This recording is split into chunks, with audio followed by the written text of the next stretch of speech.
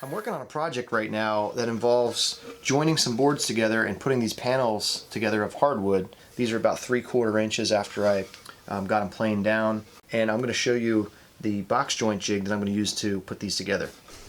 So here's my Matthias Wandel box joint jig I built a few years ago, and I've used it for a lot of different projects. Haven't never made a video about it specifically, so I thought I'd just share with you my thoughts on it and how it works. Mine's pretty similar to his. Mine's design is basically the same. I modified it slightly. You can see here this part looks different than any you've probably seen because instead of his, I thought, more complicated tensioning mechanism on this carriage, I used a rollerblade wheel I had here, and I just kind of resistance fit it to run against this rail, and that seems to hold the carriage real nicely in place and keeps it nice and smooth as it's moving back and forth. So how this is designed, you're going to be using a regular table saw blade most of the time with this. You could use a dado blade stack if you wanted to, but I'm just using a regular table saw blade here. This is an 8 1/4 Freud Diablo blade. So the idea here is this gear turns a threaded rod which makes the carriage slide back and forth. And you can see my tensioning mechanism moving here. This is that rollerblade wheel. And that does a good job keeping this from racking. You have to have some sort of tensioning system on here, otherwise it will tend to bind up on the way back and not be very smooth. So how this works is this threaded rod will move exactly 1/4 inch with each turn of this large wheel. That's the way it's set up right now, and that makes it real easy to cut those 1/4 inch box joints. So there's 48 teeth here. This will move 1/4 inch with each turn. So I marked my teeth with some number as I went around and numbered them 1 through 48 and just put some labels here to remind myself of what's happening. So the start of my tooth, or start of my cut, is at 1, and then as I turn it, this black piece of tape just marks the center of the cut, which doesn't have to be so accurate. But then the last most critical one here is the final edge of that cut. That's a really important one. So I had it here. You can see I sort of used this piece of tape that's getting worn out. I probably have to put a new one on there. But I move that tape around depending on a lot of times the material I'm using and how the cut is going. So it seems like right here at tooth number 31, when I line that up with and what I'm doing is lining them up with the threaded rod. When I line it up with the threaded rod, it cuts some really nice 1/4 inch joints. So here's what they look like. I'll show you a little closer here. Here's how they fit together. So,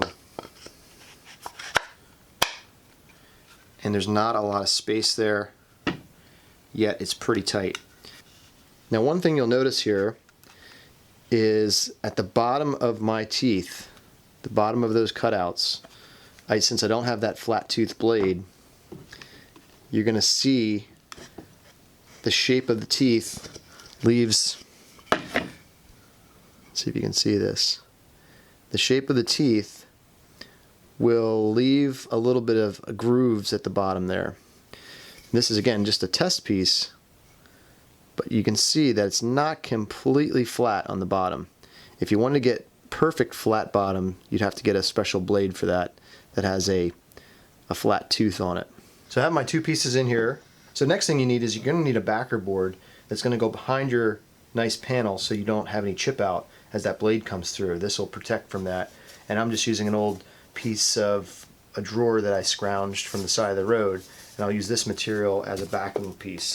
So I'm just going to slide that in there like that. I'm going to line my pieces up on this side, get them to where I want them here. That. And now what I'm going to do is I'm going to turn it one turn over here on the wheel. I'm going to do and move it 1/4 inch. So I'm going to hold the material in my hand here and I'm going to turn it 1/4 inch. So that's one full rotation. Now it's moved, the whole thing moved over 1/4 inch. I'm going to slide one of my pieces over. Okay. Now I'm ready to clamp it down.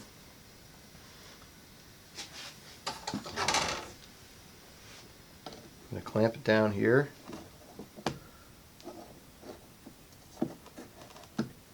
this, clamping it to the carriage. And I'm also going to put a clamp on the other side here, just to make sure it's all secured, not going anywhere. Doesn't move. That's pretty tight in there like that. Now the reason that I did that offset, the 1/4 inch offset, is because you're going to need to have the teeth. You want the teeth then to line up like you can see here. So I did the 1/4. Here's how I cut these pieces. I had them lined up. I first had them lined up like this. These sides were together, and then I offset it by 1/4 inch like that.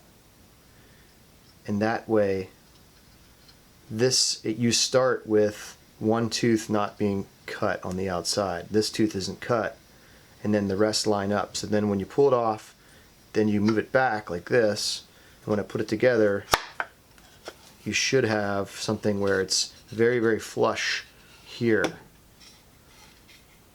That's why you do that 1/4 inch offset. So that's a little bit of clarification. If you watch Matthias Wandel's videos, he goes pretty fast because he's just a smart guy. But so I'm going to try to slow it down here and make it sense to us mere mortals. Alright, it's the moment of truth. Now it's time to cut those panels. Let's get to it.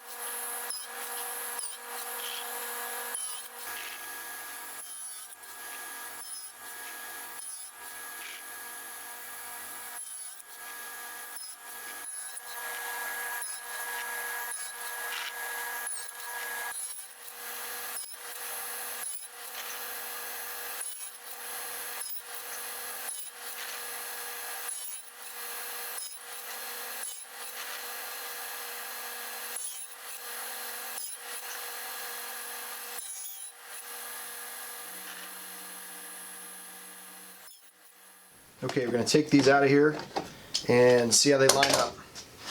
Alright, so let's see how they fit. Cross your fingers here. I'll cross mine. It's a lot of teeth. Any kind of imperfections are going to throw you off, so I'm hoping that it's not too tight. Seems a little tight, but I think I might be able to work with that. I don't want any gaps, so I think I'm going to be able to work with that and pull it together with the clamps when I clamp it. Alright, so I hope they give you a better idea of how I use this Matthias Wandel finger joint jig. There's a lot of jigs out there that you can find plans for. I know John Heiss has one that seems to be a little bit more simplified, and it's not that one is any better than the other. It's just you know, whatever you prefer, you could try different ones. I wanted to try this to see if I could build it. It was a little challenging to build. It probably took me 2 to 3 weeks to build. That was one of the first things I did with the table saw that I had. I had never I never owned a table saw up until about 2 years ago, so I am kind of new at the table saw. Over on the other side of the shop, you can see I finished that cajon shell. There it is. That is going to be a box drum. It's going to stand up, and now I'm going to put on the front and the back, and I'm going to add an adjustable snare to it too. So it came out pretty good. It has birch on either side with walnut in the middle. So hey, I appreciate you watching. Until next time, take care, and hope you get into the shop and make something. See you later.